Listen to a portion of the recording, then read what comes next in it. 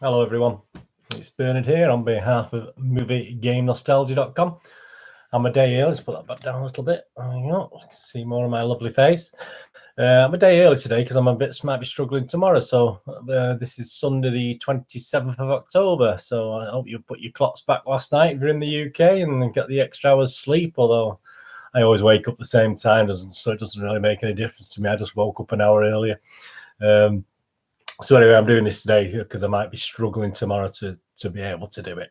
So it's Sunday, normally Monday, where we do our UK DVD and Blu-ray releases. So we've got 5 movies today and one little TV series box set. So which I'm surprised I've not watched actually, but I'll have to rectify that over the next few days. Right, anyway, let's go on with the movies. Let's see what we've got. All right, the first one we're going to start with is this one, Doom Annihilation. We have had obviously various concoctions of Doom, haven't we? We have had was it The Rock? The Rock did a version of this. Can't remember his real name now, but I'm sure you will. My apologies, Rock, for forgetting your name. So we've got Doom Annihilation. It's a 15 rating. An hour and 36 minutes, action, adventure, horror. Follows a group of UAC Marines as they respond to a distress call from a top-secret scientific base on Phobos, a Martian moon, only to discover it's been overrun by demons who threaten to create hell on Earth. I'll tell you now, it's getting a user rating on the Internet Movie Database of 3.5 out of 10. So, is that justified? Is that fair?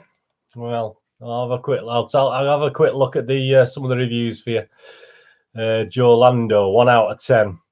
Take a shot every time someone says clear. You'll be legless before you know it. That's the only thing I've got to say about this. 1 out of 10. 4 out of 10, if only. 5 out of 10. Not terrible, but 1 out of 10. Abomination. No Doom guy. He was replaced by a strong female lead. This is HEMA3394. He was replaced by a strong female lead, thinking they can gain support from female fans. Not even female fans of the Doom franchise find the movie good. Bad acting, bad CGI. The monsters don't even relate to the game. Nothing from the game except the UAC is present. And even ID Software denied its relation to it. That says a lot. Good job ruining an amazing game, considered to be one of the best games in history. And the highest score I'm seeing here is 5 out of 10. What we're expecting, much better than most reviews say. I don't understand why so many are giving this film 1 or 2 stars. What in the hell were you expecting? I think reviewers are being too hard on this one. This is a low-budget schlock sci-fi horror B film. If you enjoy B film horror and creature features, you will enjoy this. Is it good? No, but it's fun. So there you have it. I mean, there's somebody who's obviously only giving it 5 out of 10, which says it all. I mean, unless something gets 6 out of 10 from me, you know, I don't class it as watchable. I've been fortunate or unfortunate enough to watch Doom Annihilation. This is taken from my blog on MovieGameNostalgia.com. Any good? Question mark. There are a few people out there who like this. Well, I did find 1 or 2 actually, more than perhaps those reviews, but I didn't. It is what it is, very low budget and straight to DVD, so we did not expect a major offering here anyway. Sadly, this is no excuse for such a poor movie. The classic game on which this takes its name needs more respect. I turned it off 2/3 of the way in. I apologise for that. And my apologies, the last 30 minutes were worth of an Oscar. If so, please let me know. I'll rewatch the Oscar-winning segment. So, yeah, I mean, if I have been a little bit unfair to that and you've seen something in that that I haven't seen, please let me know in the comments what you think. But I think overall, with a 3.5 out of 10 rating, Doom Annihilation is probably one, you know, perhaps going to go out and buy. But hey, that's up to you. Right, on to the next one. Another one that I've again been fortunate or unfortunate enough to have watched. So we've got this one. Nativity rocks.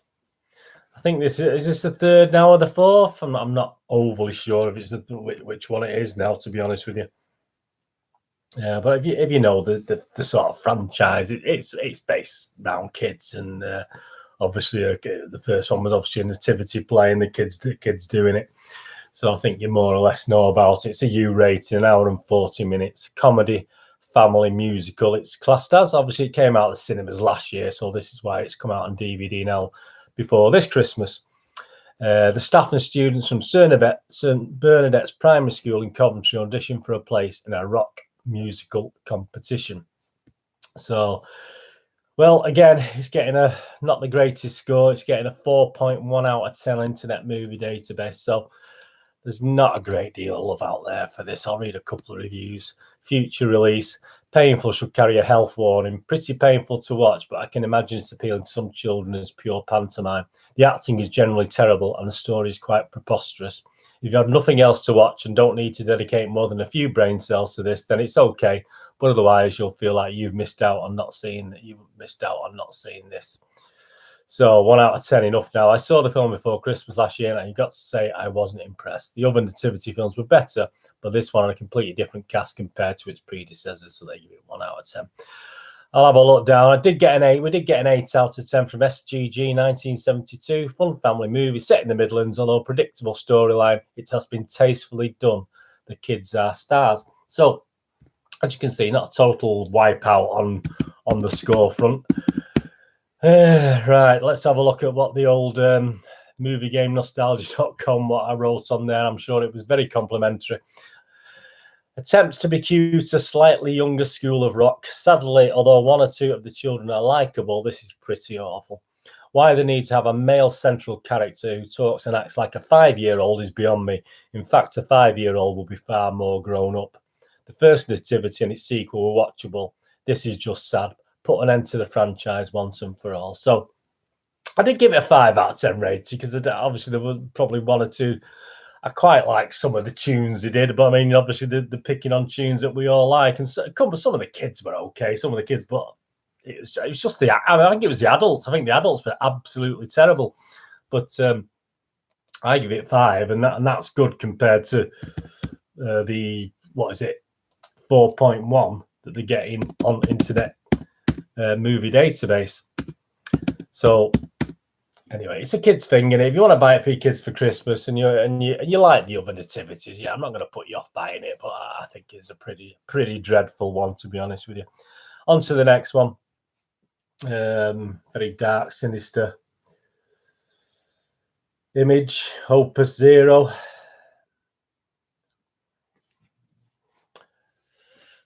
It's a 15 rating, an hour and 24 minutes, a drama. 6 out of 10 on IMDb, so it's not. I've not seen anything on this. I've watched the trailer, and to be honest with you, I wasn't overly enthused watching the trailer for it. Paul, a composer, arrives in a remote Mexican village where his father has passed away. As his attention shifts to the fate of a missing woman, Paul must come to terms with the memory of his father and the uncertainty of his future. And it does star Willem Dafoe in it, so you know you got a reasonable star there. And there's only a couple of reviews on this. I'll read the 2 reviews out to you. 2, there might be a bit more, actually. There might be 3. Now, they might have grown since I last did the bit of prep work on this. I'll read it out anyway. 10 out of 10 from Lone Wolf is Noob. Most of Stanley Kubrick's work and Marlon Brando's acting was misunderstood and made sense on a deeper level. If you love art and music and watching a real actor at work, then definitely check out Willem Dafoe in Opus 0, which was written and directed by Daniel Graham. A film that feels like Stanley Kubrick and echoes of silence is the value by which we measure sound. So that was a 10 out of 10. Another 10 out of 10, Sunshine on a Rainy Day. You touch me with your spirit, you touch me with your heart, you touch me in the darkness, I feel it start. Don't think, just feel the movie. That's from Zehura. And the last one we're going to look at, 4 out of 10 from Tavares MD. Nicely photographed but emotionally empty film. It is split in 2 sections. The first one seems slightly interesting, but the transition to the second loses one completely. Pros, photography, locations, Willem Dafoe's acting, some films of dialogue, usage of music. Cons, pacing, plot, character development's empty, pretentious presentation, lack of a satisfying setup, and conclusion, change of protagonist, point of view. 4.5 out of 10. So there wasn't a lot of love out there from that review. As I say, that's literally 3 reviews, so it's not much to go on, is it? But I've watched recently Lighthouse with Willem Dafoe in as well, and I have a feeling, obviously, that sounds a bit more interesting than Opus. I mean, I didn't particularly go mad over Lighthouse. I can appreciate the acting side of it. And I think with Opus Zero, I think we've got a similar sort of thing there, haven't we? So anyway, if you like Willem Dafoe, you're probably getting a masterclass in acting, aren't you, on that one? So let's go on to the next one. This one I have watched, and obviously it's Halloween, isn't it? So you're gonna get these things now. So you're gonna get things like Satanic Panic. I watched this, and yeah, I'll tell you about what I think in a minute. But it's an 18 certificate, an hour and 25 minutes, probably the right sort of time scale. Comedy horror, it's classed as, yeah. I mean, there's elements of gruesome and it's dark comedy, obviously.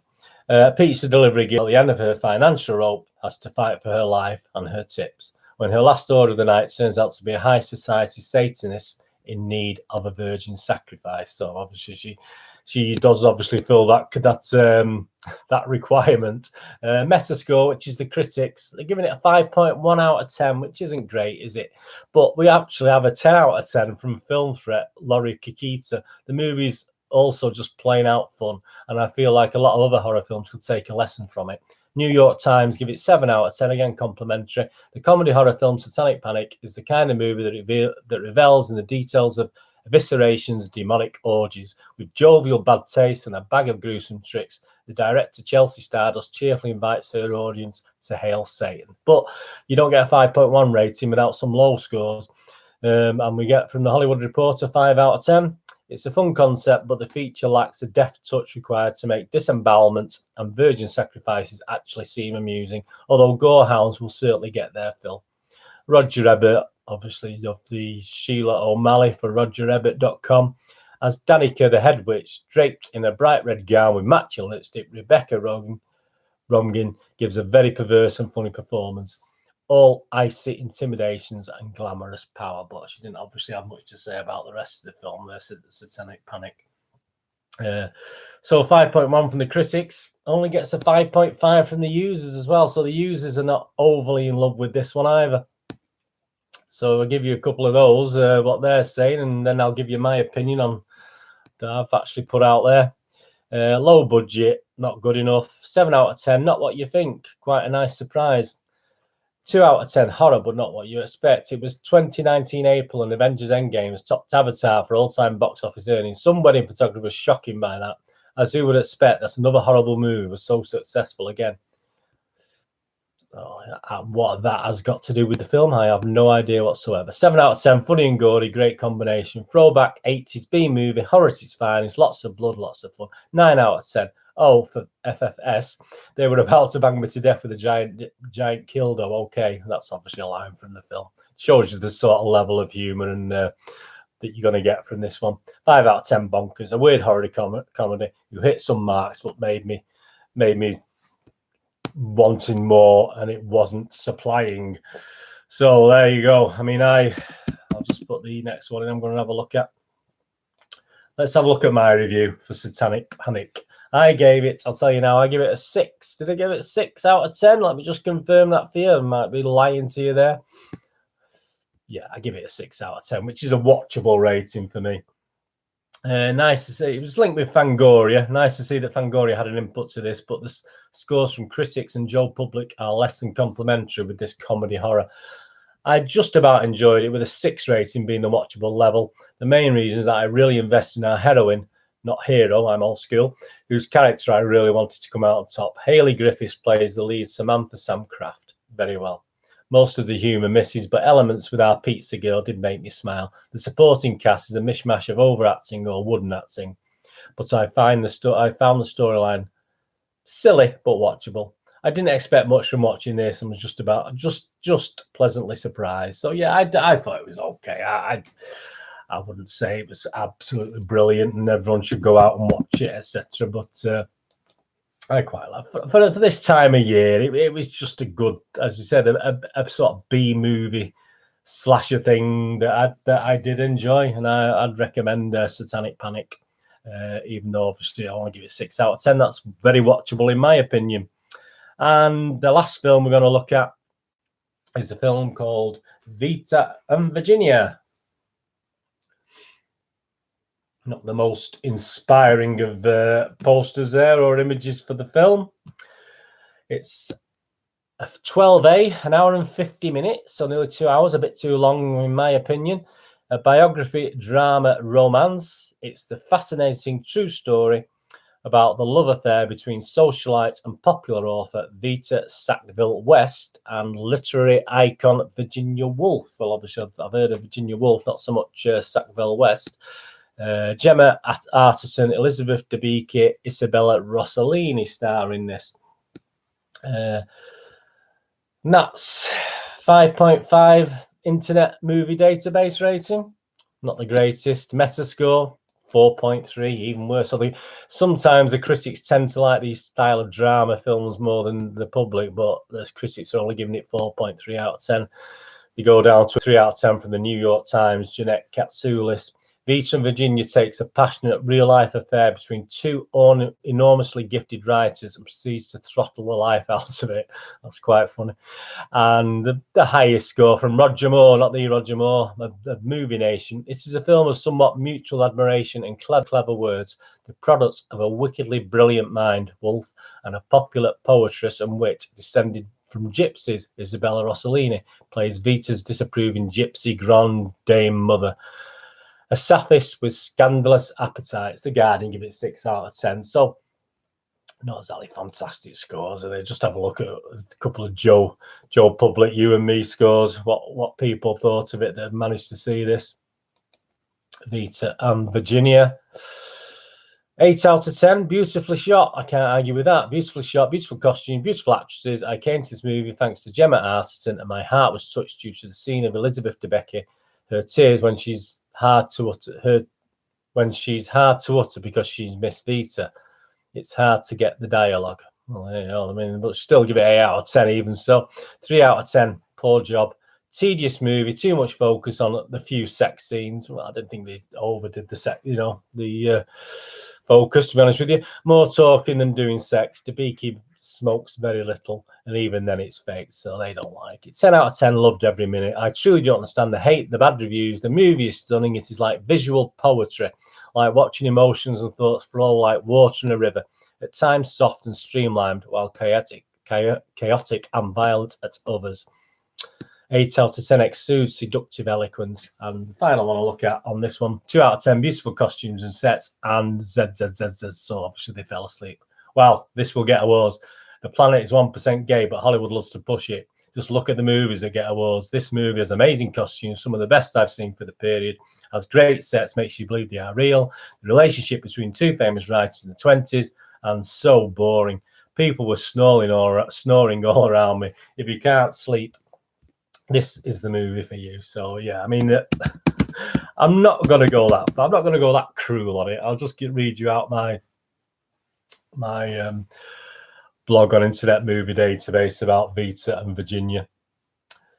I have seen this described as movie poetry by the guy before by one watch, and there is no doubt in the quality and style in the filming, but perhaps they forgot that movie has to interest you at least not to mention entertain you. The first half of the film just dragged along with pretty hard to understand dialogue, and the second half, although livening up a bit, did not have much to beat from the first half. There is a hint of the wonderful Gentleman Jack. If you've seen Gentleman Jack, that was a superb series, and there is a hint of the wonderful Gentleman Jack series partway through. And when I say hint, it's probably the early tense girl-on-girl action that, when it does happen, does not help the movie at all. So that's obviously harping back to the scenes, the sexual scenes. Another critic was, another reviewer was commenting on. The highlight had to be seeing the wonderful Benidorm actor Adam Gillen playing a role. Yeah, I mean, I did enjoy seeing. I don't see him very often. If you know Adam Gillen from the Benidorm TV series, that was the highlight for me, which says it all really. Overall, very classy and pretty, but very little in the way of plot. Yes, and I give it a 5.5 out of 10, which is obviously, you know, just bordering on watchable, but not quite for me. And it did sort of miss the mark for me. As you say, it's pretty to watch. And if you like that sort of pretty film with no real substance, then please go out and buy it. You're welcome. That's Vita and Virginia. And the last thing we're going to look at is a six episodic thing. It's called Good Omens. It's a 12 rating, a comedy fantasy. A Tale of the Bungling of Armageddon features an angel, a demon, an 11-year-old Antichrist, and a doomsaying witch. Obviously, with the wonderful David Tennant and Michael Sheen, Francis McDormand starring in this. I mean, we've got six episodes of this. I think this came out on Amazon Prime. I think it's linked with the BBC. It's based on a co-written book with the wonderful Terry Pratchett. I'm actually reading all Terry Pratchett's books. I'm up to book 39, I think, so I'm very near the end of it now. So I'm sorry that I've actually missed this one. I will go out and get to watch it again, because it does look excellent. It's 326 minutes spread over 6 episodes. So the box set now is available to buy. Ratings, we got a 5 out of 10. Give this one a miss. Nothing about this show worked for me. Watched this on Prime, was expecting something similar quality wise to The Boys, but no, this show ended up being a massive letdown. 10 out of 10. My favorite miniseries at the moment. I'm not usually into fantasy films or shows, but this show has a lot of wit and mixes British and American humour quite well. And did I mention how sexy David Tennant looks at Crowley? There you go, Mr. David Tennant. You've got a fan. 10 out of 10, brilliant casting execution. 10 out of 10, brilliant. 8 out of 10, pretty good. Very enjoyable comedy, with the exception of the horrific narrator who pops up a few times an episode to ruin the immersion and irritate with a hackneyed Hitchhiker's Guide impersonation. So yeah, that's Good Omens. IMDb, Internet Movie Database rating. All 6 episodes rate between 8.2 and 8.7. And it's got an average rating of 8.2 on Internet Movie Database. And Good Omens is out to buy Monday, the 28th of October at £15 on DVD and £20 on Blu-ray. And obviously search online, you might be able to pick it up a little bit cheaper. That's that for that. And I will be going back and watching Good Omens. I do fancy that one. So running back, we've got Doom, Annihilation. I can't even say it, never mind anything else. That's actually available to buy Monday. Again, all these available to buy the 28th of October in the UK. That's £7 on DVD, so that probably says a lot about the quality of the thing, and £10 on Blu-ray. We've got Nativity Rocks, which is just £11 on DVD at the moment. We've got Opus Zero, which is £13.64. I don't know where I've seen these in a couple of weeks now, these £13.64. I don't know where they get these monies from. I'm sure you can try and get it online. Satanic Panic, $13.90 on DVD and $16.76 on Blu-ray. That's online in the supermarkets. And the final one, Vita and Virginia, £12. Between £10 and £12. I have seen it for £10 online. Between £10 and £12 on DVD and £15 on Blu-ray. So that's that. Hope you enjoyed that. Hope you find something there you might be interested in buying. I say, I might go out and buy Good Omens. I don't know. I've got to watch it somehow, and I don't subscribe to Amazon Prime, although for personal reasons, nothing wrong with the content on Amazon Prime. I have been a member of Amazon Prime for many years, but I've recently given that up because I've some personal things with Amazon Prime anyway. So, but I will go out and find that from somewhere. It's great. Oh, you enjoyed that? Push the old subscribe button, push the bell notification so you know when these things are coming out. Obviously, if you're into football, Manchester City, my sister site's on Burden and YouTube for the Citizen magazine. We're up to episodes 12, 13 for the coming week, so that's plodding along nicely. I'm on Twitter at nostalgia_movie. So any just contact me on there. Anything about films you're going to watch, any of these films I've mentioned today, get it, comments below, or please contact me on Twitter. I'm on Facebook at Bernard Deneen with links to Movie Game Nostalgia. So hope you enjoyed that. I'll be back on Tuesday with the regular board game review. I think I'm doing just looking before, it might be another TV quiz adaptation this week, a classic TV quiz adaptation, not one of the new ones, one of the older ones. So that's on Tuesday. And on Wednesday, obviously, I'll be looking at the cinema releases including obviously the one I've been waiting for, the sequel to The Shining. So that should be very, very good. Anyway, thank you for watching. And whatever you're doing with the rest of your day today, have a great one. Look after yourself, look after your friends, and especially look after your family. And I'll see you all very soon. Thanks for watching. Bye-bye.